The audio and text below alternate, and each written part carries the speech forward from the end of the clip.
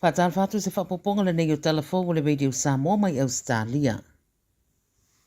O se vaenga so su enga na whaia le whalavlawe na lipoti atu i le asona nafi o whaatatau i tangata to o whana maaririu i se whalavlawe tau ta avale au fiaini ta maiti se to tolu o whaino mai le so o mōria i nei se ali i mōrianga o sāwanga i tono o ainga. Na mai leo na rongo atu ia i lātou ia olo o wheta ua ina le li i leana ia kiki le whaita to o le whale ma wha matau se tasi e nofua i le whale i le tera i titi o le se furu tasi le pōle sorua na i minute muriane tupu le whale vlawe na fiaiso i fua i e to wha. Ka pese whamatalanga le 9 News pe amara se furu 5 minute muriane taru le ngā yo inga lea a lea li ina whaia whai malanga i Tania Murphy tolu surunu tau sanga matamaite to tolu i le awala ai feto a yeile lātou ta avale ma se pou ta avale vale ai mamari riu mai lava. E le i whaia ni mōrianga le mata upu le whatau le whala lawe peitai i le whatino ino le su e ngā leo wa pu e nai e leo le li e tolu su lua tau sanga ma se tama ita i lima spur tau sanga me se unit i Griffith mōria le i le tau whaafefe ma leo lu whale au no ma se whatangana e le o mawhaiona tala i nei tua ai tūna i le whaamasinonga i le so. E le i eise mōrianga o le lima spur tau sanga a lo o wha wau pia su e suenga i le whana lawe. E se ria male lua sa lau 5 wafe tradies po i lātou i eito mai ngā luenga leipa o tumu wai ma ngā lau sini mai si vaenga o Ausetalia i le whaataunu wina na lātou solo te e mo le whina wina o le siitanga i tutongi.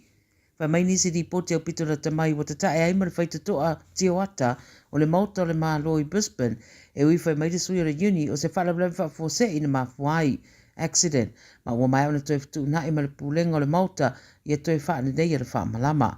Whai tio tangata i le tangotau le tau le soifuanga ai leo si tia lava o lātou tutongi. O le au te te na sāwari ese ma lātou ngā ruenga mai vaenga o Ausetalia e pei o Melbourne, Sydney, Canberra, Adelaide, o Perth, Cairns, ma Brisbane. Tūra i mai lea tūranga i le ato se vai aso taro na tāpunia stasio company telefo fale le Porter Davis.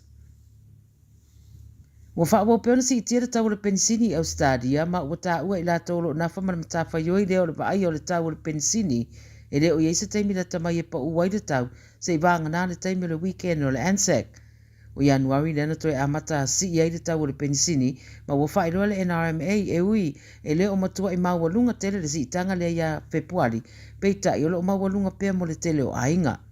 O sini lava leo lo au pito tau ngata ai i tutonu Ausetalia atoa ma o whailoa le NRMA o le kiso fo ia o lo mawalunga pealo na tau ma e sidia ma le fast food pasene o le au whai taavale e umia taavale kiso. O le whautuanga le NRMA su e pia whai tua lo tau ngofia i pensini e ala i le whao ngaina o le NRMA app mo se wha mama venga e mei se wheo inga i le long weekend. Ua lipa tere vasa nei e whaitau se lautangata wa a fia ngā se ngase whai ngoina strep A ma ua i tutono Ausetalia ma ua tuina mai ese lapta inga. Ma mai se dia ma le 5 se laule au whai o cases streptococcal disease o wha maunia le tausanga nei whatu sai le awherua se lau wha mawina le tausanga atoa o le lua awherua spururua. Tō lua tamaiti na maririu i Victoria le tausanga le tenei na waa a fiai ma ua whai roa le siama lea e mafuai le infection e ta atele. Nā sanu na maua i tangata i vaenga o le tino e peo le ua ma le pa o le tino. Fa me matele na leini a unga e a fiai nisi ai a whai a fia o a unga e a fiai le malo se le fiva ti ngā le wha i ma a wha te tele e ina mawai nisi ngā se ngase o ngaonga pe o le scarlet fever ma le cellulitis. Fa mai e mawhai na pepesi pe a tale pe e fongi le iso le tangata se turou ma le awala sini mo le puipuia o le wha mamao le si o manga o lo o au mawai. Ma le tara muli, a sauni ele na lolangi le whamana tuina o le asfareile le lei po le Good Friday, whaasaro atu le eseta i le aso sa mua, o whamana tumai e leo i aveta avale i a manatua, o le ale tu ua fo i le whaatinoina o le lato tiu te nungo le ala tele, ma i ei fo i stete o le a whamamaluai le piriota le eseta, whaamatu atu ai ti merit points i aveta avale le ustaia tu la fono. O stete pe o New South Wales, Western Australia, ma le ACT, e a matatu le soanga i le aso sa, i le aso se fulo a perila le piriota lea o double demerits, pe a maua o soltu la fono i le ala tele, o le soona sawa, wha o ngā o telefoni whea vea ia o wha foe le taavale, le whai o le fusi pau, ma le tia e wila au noma se pulou.